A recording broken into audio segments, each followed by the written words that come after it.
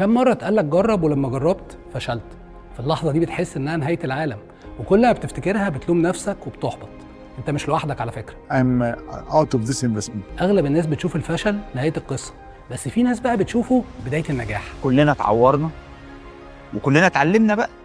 الفرق هو المنظور اللي بتقيم بيه المواقف. أنت لازم تقع عشان تتعلم تطير، وتفشل وتاخد ريسك عشان تتعلم تنجح.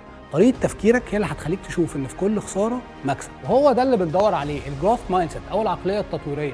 مع مدينة مصر انوفيشن لابس هندي فرصة تانية للمتسابقين الانتربرينورز اللي قدموا في شارك تانك وما اخدوش فاندنج، وهنجيب كمان الشاركس ونتكلم معاهم ونعرف منهم يعني ايه الجروث مايند سيت، هل هو موهبة ولا مهارة ممكن نشتغل عليها. كمان هنجيب اكسبرتس يساعدوهم ان هم يطوروا البيزنس ويطوروا المايند سيت بتاعهم علشان خاطر يقدروا يتطوروا قدام. استنونا في نص التانك المليان مع مدينة مصر انوفيشن لابس.